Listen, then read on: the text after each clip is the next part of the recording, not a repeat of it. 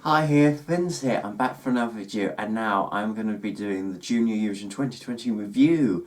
Yes, the show took place last night, well not last night, last afternoon. I watched it on my laptop here, and I watched the whole show, and here's my review of what my thoughts and feelings of this year's contest was like. I have to say, it was actually, despite the restrictions, despite everybody pre-recording their songs. It was actually a really good show. Actually, I really generally enjoyed it on Sunday. Yeah, and I thought Poland put on a great show. They did the best what they could do. Um, yeah, and they really did put on a good show. We had good songs. Actually, some good info acts. A good common song. Actually, it was very cleverly well put together. Actually.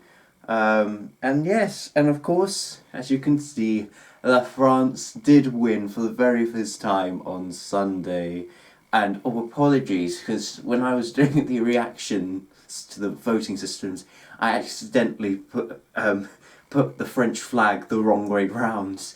So it should have been blue, white. No, it should have been like it is now: blue, white, and red. I think I've got it on right. Have I? Oh no! Wait, hang on. It's so confusing because I think I'm watching it like a mirror image on my camera. Is that right? Am I doing it right? Wait, hang on. Bear with me. Okay. Anyway. Yes, apologies if I put the French flag the wrong way around, but I've got it right now, hopefully. Hopefully. And this is the way you put the French flag looks like. So yes, France did win for the very first time with Valentina and J'imagine. Oh, it's just la la la la la la la j'imagine. It just was a nice surprise at the end of the day. It was just a nice win because I think France won because everything just came together for them. The running slot, which actually was a really good ending. You know, it was random select a week ago who would perform last in the running order, and they really chose a good song to end the show on. It's weird because, you know, I remember a couple of years ago, Roxine from Poland performed last and she won. A couple of years George 2016 performed last and she won. So it seems like every couple of years at Junior Eurovision, whoever performs last wins. So I wonder who will perform last in the 2022 Junior Eurovision, because they're probably going to win, if superstition's right. But no, I think everything came together. I think the staging also looked very junior. You know, it was very sweet, very candy land kind of the chocolate land kind of candy. You know, and it was so sweet, and it might give you diabetes eventually, but if it does, I don't care because it was just a nice performance. It really is, and it really suited the theme of Junior Eurovision. This is what we need in the world right now. We need something uplifting and something that's just fun. In the French language, it worked. I love the wobbly Eiffel Tower in the background, and the dancers, you know, didn't seem they didn't seem like it wasn't too messy, you know, it just worked perfectly around Valentina, you know, at the same time. The backdrop was nice. There was a bit of an uproar where she was using playback, because when she was lifted up, you can see that she wasn't really singing. But I do think that was just the backing vocalist singing in her part. I don't think she was miming. I don't think you would get away with that. But no, I do think she was generally singing the song, and that was just that only part was just the backing vocalist.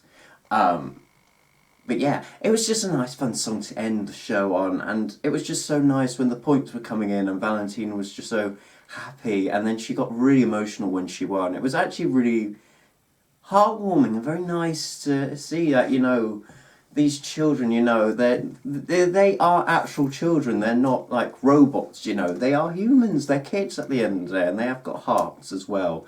They're not haven't been, you know, very they have hearts. They have, they're not like robots. Yes, we must represent this country at this concert, and we must never cry. You know what I mean? They seem genuine. They seem like real kids.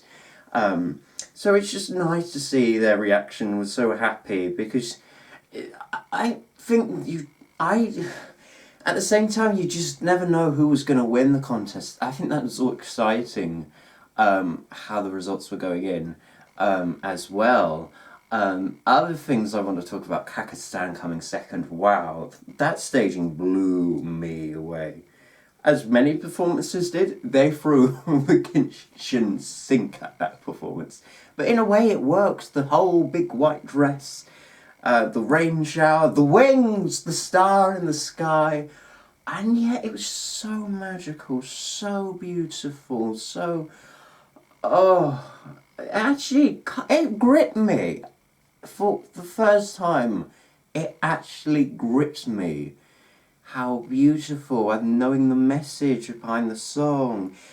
There was just something magical and something beautiful from that performance as well. That really got me, and yeah, I voted for that actually. I'll reveal who I voted a bit later on. But yeah, that really got me actually. I mean, it didn't get me like I was floods and tears, but I really felt something from that performance, which I didn't feel in many other performances. But I felt something in there, which was really nice to see. And come on, EBU, put Kazakhstan in adult Eurovision. I think we all need to start a petition to put Kazakhstan in adult Eurovision.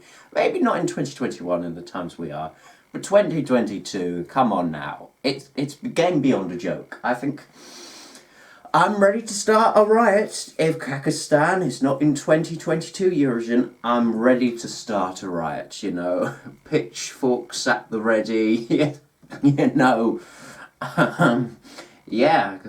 I'm ready for it, But anyway, in any case, Spain as well, they came third in the contest. That was a really nice song as well. I really enjoyed it, actually. Spain was my personal favourite. I would have loved to see them win it as well. But they came third, which is a respectable result. Slur, that was just such a good song. Zinapalan, hey, Spain didn't disappoint me. I really enjoyed it. And coming after 3 ballads, it really uplifted me.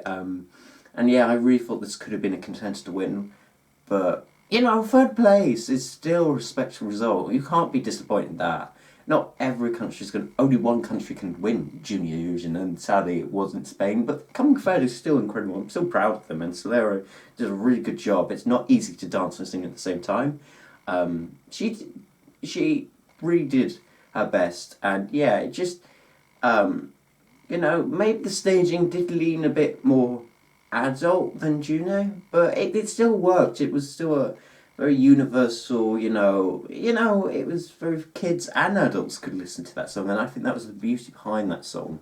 But in any case, it did really well anyway, even though it didn't win. It's to come top 3 is still pretty darn good, actually. Let's talk about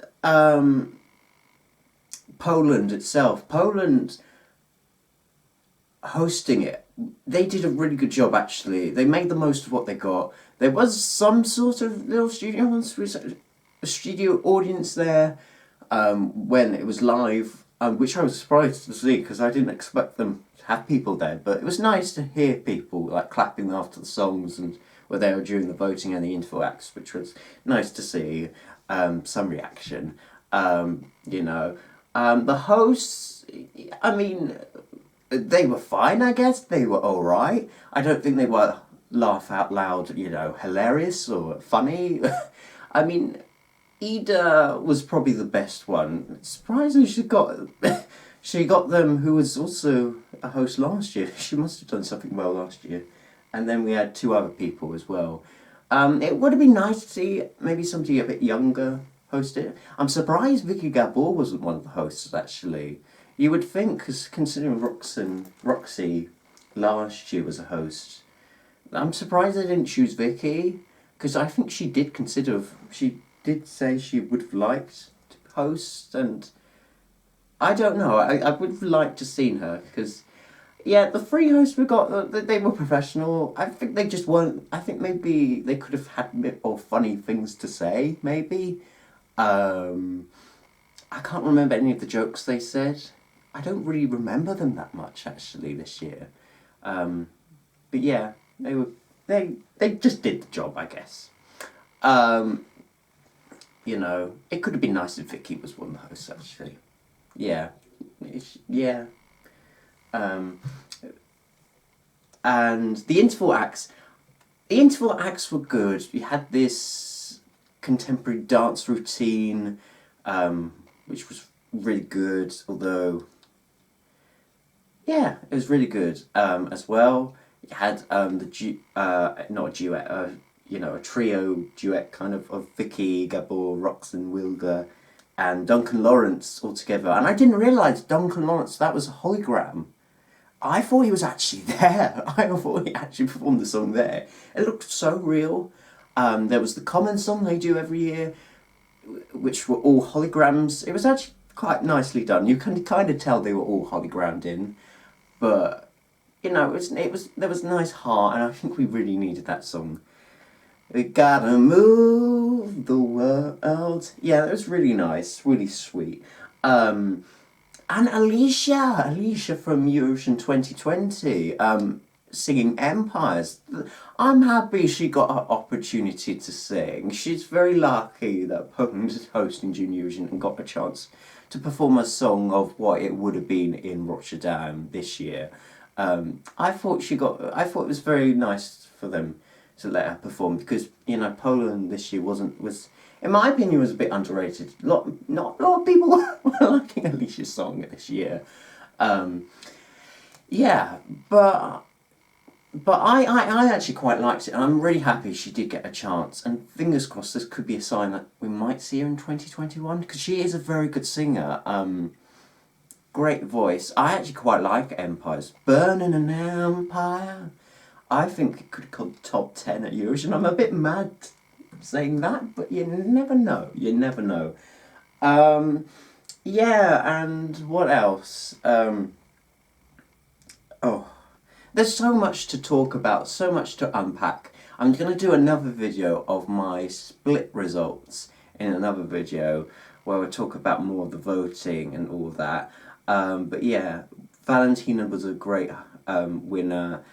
It'd be interesting if we will go to France next year. I've got my fingers crossed we will, because I think France, you know, have done so much at junior now, and I think they want to compete. I would think they would want to host. I think they would, because they've put a lot of effort and a lot of time into Junior Eurovision. So I would think we will be, hopefully, somewhere in France. Fingers crossed, Paris 2021, here we come. But I would like to think that. Well, let's hope. Well, we won't be going to Poland, that's for sure. I think Poland, you need a bit of a break from Poland now, because we've gone for it the last couple of years. But I would hopefully France. Yeah, I think they would want to host. Actually, they've put a lot of effort on their acts. Yeah, they've been building up for this moment to happen. I would hopefully like to see France host it next year. Yeah, and I think they would put on a good show. Yeah, it would be a missed opportunity if they didn't. Yeah. In any case, I've got so much to talk about. I'm going to do another video where I talk about the split results, all the voting, and another video. But yeah, it was a really good show. Well done, Poland, and well done for hosting a great Junior Eurovision. What are your highlights? Comment down below in the comment section below. Like this video, subscribe to my channel. I will be back for more content very soon. So then, goodbye, people. Goodbye. Merci beaucoup.